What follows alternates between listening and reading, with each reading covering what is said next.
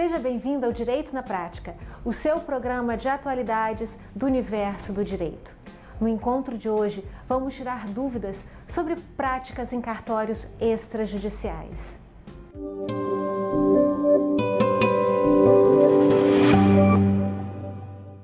Eu converso com Gustavo Teixeira, substituto legal do cartório do Terceiro Ofício de Notas de Vila Velha. Obrigada, Gustavo. Nada, às horas. Gustavo, para a gente situar o nosso telespectador, vamos falar primeiro o que é um cartório extrajudicial. Patrícia, boa tarde a todos. O cartório extrajudicial, ele é um cartório que trata matérias que envolvem tanto direitos de pessoas quanto direitos imobiliários e que não tratam especificamente, excetuando-se o cartório de registro civil, ele não trata direitos que envolvem direitos de menores, principalmente na questão imobiliária. Toda essa matéria judicial não pode ser tratada em cartório de notas ou em cartório de protesto. O que aconteceu é que o cartório extrajudicial, ele recebeu uma incumbência do judiciário, que tenta também o seu desafogamento, de tratar algumas matérias que eram tratadas a princípio exclusivamente pelo Poder Judiciário. Os cartórios hoje em dia, eles têm uma demanda e uma função social muito grande. Uhum. O cartório hoje ele é um órgão que ele zela pelo direito das pessoas, para que as pessoas não sejam enganadas, para que as pessoas tenham segurança jurídica no que elas estão desenvolvendo, no que elas estão tratando. E existem vários tipos de cartório, como você já disse, sim, né? Cartório de notas, cartório de registro. Você poderia ajudar o nosso telespectador a entender? Vamos no primeiro, cartório de registro de imóveis. O que uma pessoa vai fazer lá? O cartório de registro de imóveis, ele especificamente recebe todos aqueles títulos que são lavrados em relação à transmissão de bens imóveis. Então vamos ser bem claros. Eu estou vendendo um imóvel para você, certo. Isso precisa ser registrado, sim. Aí nós vamos lá no cartório de registro de imóveis para formalizar essa nossa transação. Sim, uhum. O cartório ele vai receber um título previamente lavrado, uma escritura, uhum, que será executada em outro cartório, que é o cartório de notas. Ok. Assim lavrada a escritura no cartório de notas, recolhido o imposto de transmissão sobre a propriedade do bem, o cartório de registro geral de imóveis então recebe esse título, essa escritura, ela analisa esse título e, estando em conformidade com as previsões legais, ele vai registrar a escritura e transmitir efetivamente a propriedade do bem para aquele comprador novo. Então, assim, em termos práticos, a gente vivenciando uma compra e venda, nós temos que ir em dois cartórios. Sim. O cartório de notas e o de registro de imóveis. Sim. Acabou, não tem que fazer mais nada. Nada. Ok. O próximo cartório de registro civil. Cartório de registro civil. Nasceu, o pai vai registrar no cartório de registro civil. Nasceu, casou, descasou, faleceu. Pacto antinupcial. Pacto antinupcial em relação a determinados tipos de regime patrimonial de casamento. Registro de união estável. Registro de união estável. Todas essas situações são feitas no cartório de registro civil de pessoas naturais, que é o cartório de registro civil como a gente conhece popularmente. Hoje em dia também o cartório de registro civil tem autonomia para fazer alguns registros que antigamente eram necessários à prévia autorização judicial, mas hoje já o oficial do cartório de registro civil tem autonomia para retificar nome, para fazer algumas outras ações que antigamente estavam diretamente vinculadas à autorização do Poder Judiciário. Aí a gente já entra naquela questão do registro de enteado? Sim, sim. O reconhecimento de paternidade, modificação de registro, essas situações que anteriormente dependiam de autorização judicial, hoje o oficial do cartório de registro civil já tem autonomia para fazer. E o cartório de protesto de títulos? Quando que o cidadão vai precisar utilizar esse cartório? Esse cartório ele tem a finalidade de dar publicidade, como todo cartório tem, de dar publicidade às ações dos particulares, dos usuários. Para alguns tipos de ação judicial, de execução, de outros tipos, é necessário, por exemplo, que o título seja previamente protestado, porque é um primeiro passo na tentativa do recebimento desse valor ou desse crédito, desse título. Tá, então eu tenho uma nota promissória que não foi paga no prazo correto, Isso. Aí eu chego no cartório de protesto e apresento. Justamente. E qual é o próximo passo? Com o recebimento da nota promissória, o cartório de protesto vai fazer a notificação do devedor. Que dá um prazo ainda para ele pagar. Para ele pagar e dizer se ele vai fazer se ele vai fazer o pagamento, se não vai, se vai ter recusa no recebimento do protesto e na tentativa de receber esse valor. Ainda extrajudicialmente. Ainda tudo extrajudicialmente. Tudo extrajudicialmente. Todo formato extrajudicial.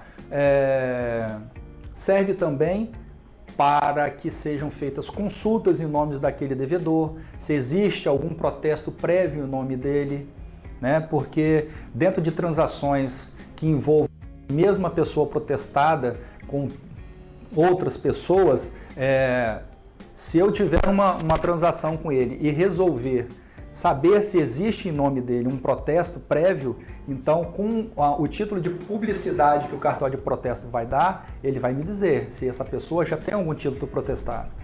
Se é uma boa pessoa para eu fazer uma operação financeira com ele, uma operação de crédito que seja. Entendeu? Temos também o cartório de títulos e documentos. Sim. Mas daqui a pouco a gente conversa sobre isso, porque nós vamos dar uma paradinha para os comerciais e voltamos já já.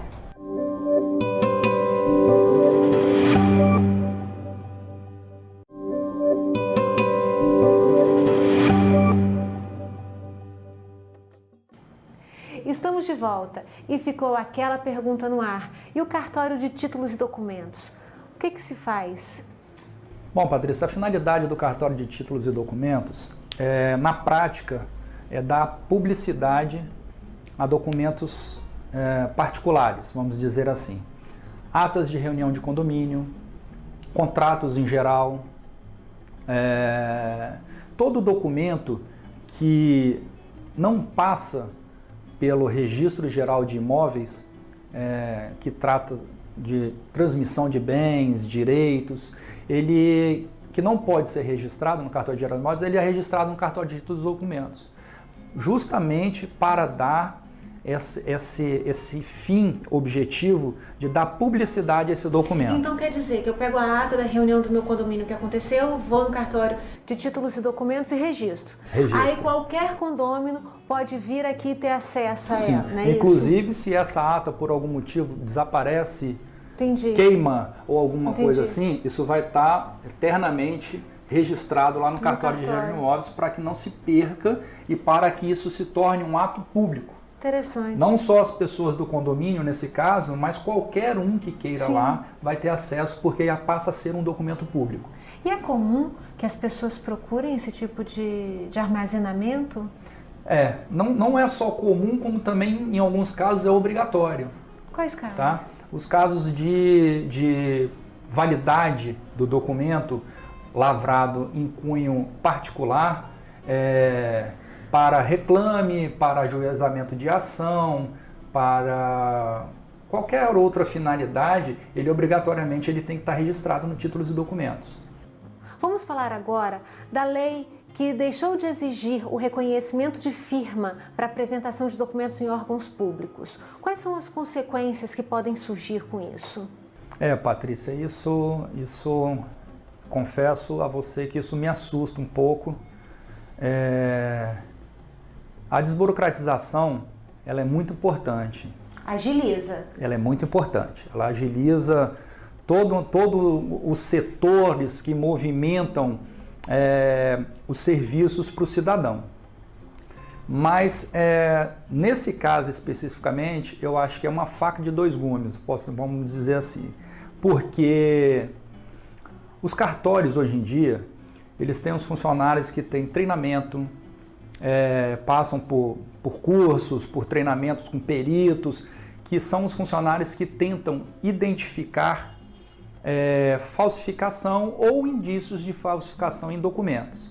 E te confesso que não são poucos, a gente diariamente se depara com documentos com indícios de falsidade. Mas também não posso dizer que nunca tenha se passado aqui um documento falso.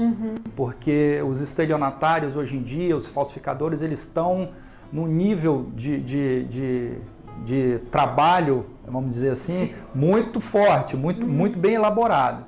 E o meu medo é que nessas repartições públicas, as pessoas que vão receber esses documentos, elas não tenham capacidade de identificar essas coisas. Até em razão do volume de trabalho. O volume de trabalho, o desconhecimento da prática dos estelionatários, dos falsificadores. Então, o meu medo é que eles não tenham sido preparados antes para receber essa incumbência.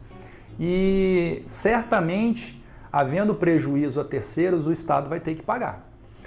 Exemplificando, antes dessa lei, se uma criança fosse viajar sem os pais, havia necessidade dos pais entregarem uma autorização com firma reconhecida. Uma autorização de viagem com firma reconhecida. Exatamente. Sim. Hoje não precisa mais dessa firma reconhecida. E esse reconhecimento de firma, ele deveria ser por autenticidade, ou seja, de posse da autorização de viagem, os pais deveriam vir ao cartório para reconhecer a firma na forma presencial. Tá?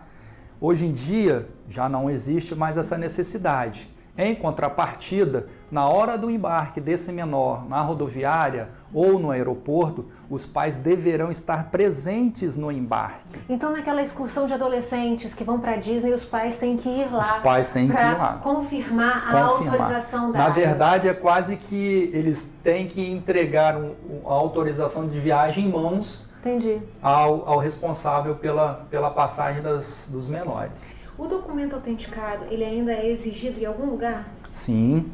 Instituições financeiras, eles pedem muito, faculdades. Porque essa exigência é só para órgãos públicos? Somente para órgãos públicos, somente para órgãos públicos. O servidor, agora, ele além do trabalho eventual que ele tem, ele vai ter que receber essa documentação em cópia simples, confrontar com o original, mas não é uma simples confrontamento, você vai ter que olhar todo o documento. Sim. Às vezes uma só folha de um documento traz vários dados. E a Xerox não pode estar tão legal, a Xerox visível, pode não estar bem. Então é um trabalho minucioso, que muita gente acha que é de uma importância relativa, mas não, é um trabalho muito de alta responsabilidade, porque quando um falsificador, alguém quer fazer uma falsificação, ele dentro de um documento com 1000 caracteres, ele troca 2. Então, se você não estiver atento a vai passar e vai gerar, com certeza, um prejuízo a terceiro, porque o que eles buscam é dar prejuízo lesional ao direito terceiro. E se eu, que ando com a minha carteira de identidade autenticada, ou seja, eu ando com a cópia autenticada, eu quiser tirar uma outra cópia, é possível eu tirar cópia da cópia autenticada? Perfeitamente.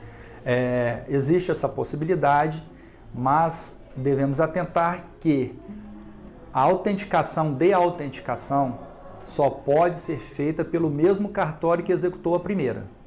Tá? Eu não posso pegar uma cópia autenticada do terceiro ofício de notas e pedir que o segundo ofício de notas faça uma nova autenticação.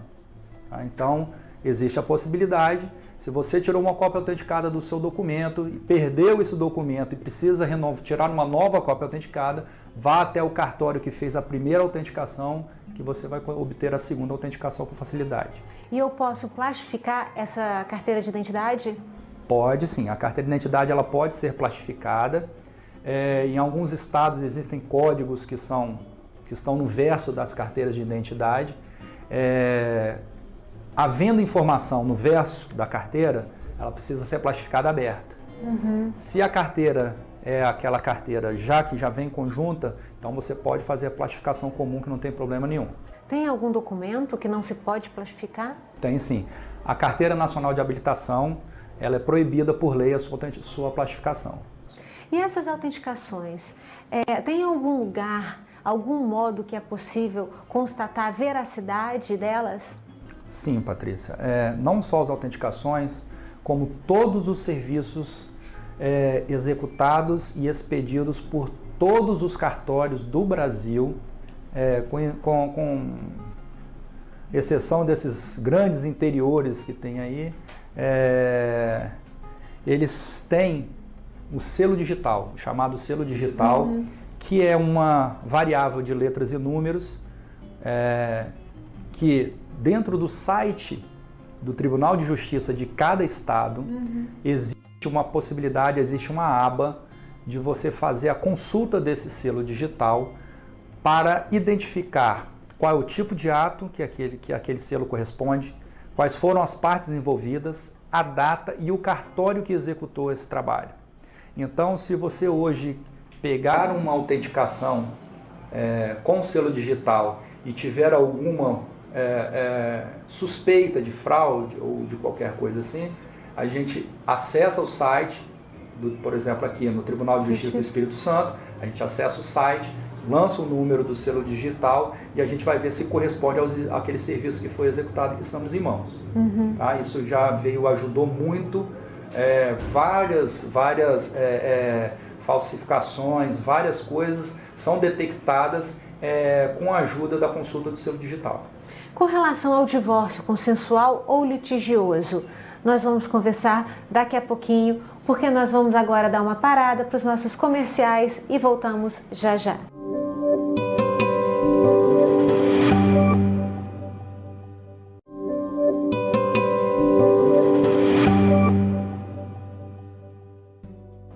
Estamos de volta e o Gustavo vai nos esclarecer se é possível a realização de um divórcio consensual e litigioso em cartório.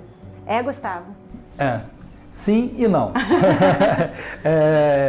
O cartório de notas, hoje, ele tem autorização legal, através da Lei 11.441 de 2007, de fazer o divórcio, tanto a separação consensual como o divórcio direto.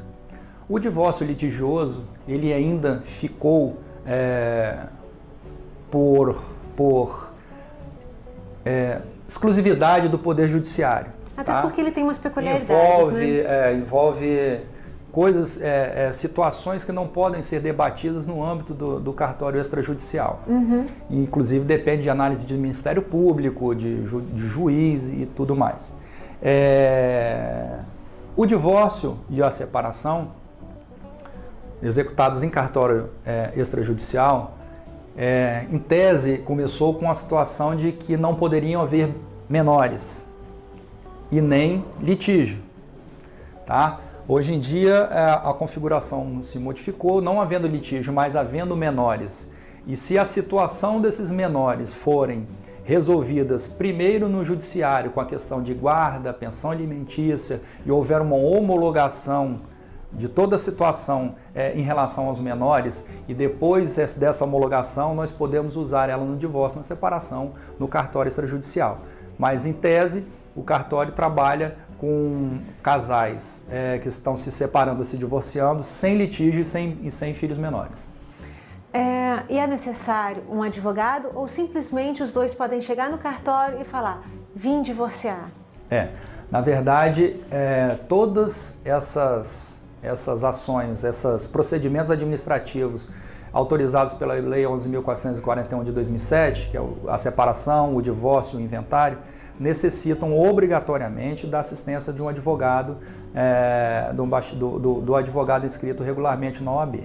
Tá? Então o advogado vai, reduz tudo a termo, traz a documentação toda necessária, tudo assinado, e aí o cartório dá o andamento. Isso aí. Na verdade, o advogado ele faz um requerimento através de uma petição, no mesmo formato que seria enviado ou direcionado ao Poder Judiciário, ele vai direcionar ao cartório de notas, trazendo ali as configurações de qualificação das partes, se a existência de filhos ou não, a existência de bens ou não, o formato que o casal deseja a partilha, e aí o cartório de notas vai executar a escritura de separação ou de divórcio no mesmo formato requerido pelo advogado. E aí, quando pronto essa escritura, o advogado tem a obrigação de ser ali o assistente, ele vai assinar a escritura junto com as partes e vai conferir os termos da escritura se está nos moldes da necessidade dos clientes. E o uso capião extrajudicial? O uso capião extrajudicial, ele veio agora para dar uma grande ajuda, acho que ao judiciário também, sabe? Eu sei que tem alguns advogados que estão reclamando de alguma burocracia, de alguma confusão que está norteando aí esse uso capião, não é isso? Inicialmente, logo quando foi lançado esse provimento, ele veio com uma configuração muito seca, vamos dizer assim. Ele não tinha uma regulamentação a respeito de todas as situações que acontecem dentro do procedimento. Então, os cartorários, a gente tem a condição de ir ajustando as minutas, a gente conversa entre a gente e tem as nossas associações, nossos sindicatos que nos ajudam a trabalhar isso aí. E hoje nós já desenvolvemos atas de uso capião, já levamos a registro, já foram registradas, mas eu te confesso que no começo realmente havia uma certa confusão em relação a como proceder em relação ao que foi publicado pelo provimento. Na verdade, tudo que é novo assusta, não é isso? Um pouco, principalmente quando ele vem de um formato muito enxuto. Esse provimento, quando ele foi lançado, ele veio muito enxuto. Depois é que veio a regulamentação e veio nos trazendo um norte mais claro. Tá, eu vou esclarecer o que é o uso capião extrajudicial, porque a gente está conversando, de repente o nosso telespectador não está entendendo o que é isso. Né? O uso capião, ele vem para transformar a posse de um determinado bem que está em poder de uma pessoa durante um determinado tempo e converter essa posse em propriedade. Ou seja, eu estou morando na minha casa, mas eu não tenho a escritura. Eu comprei a minha casa através de um recibo e nunca transferi.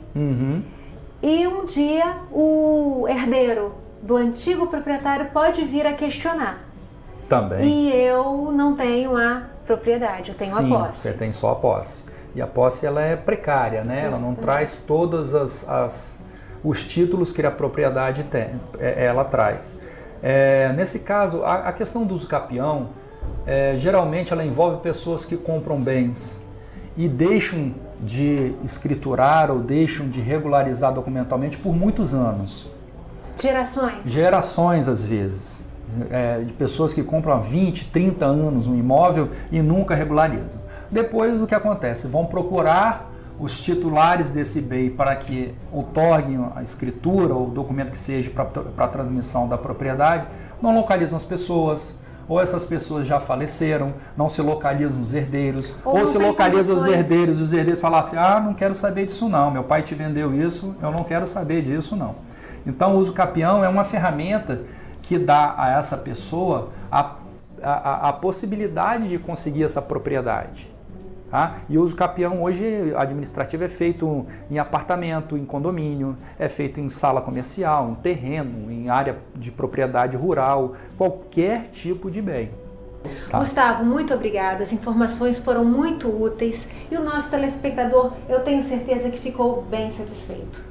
Nós ficamos por aqui, muito obrigada pela atenção e se você tiver alguma dúvida ou alguma dica, vá lá nas nossas redes sociais, Instagram, TV Direito na Prática, Facebook Direitos na Prática e no YouTube Direitos na Prática com Patrícia Botti. Muito obrigada e até o nosso próximo encontro.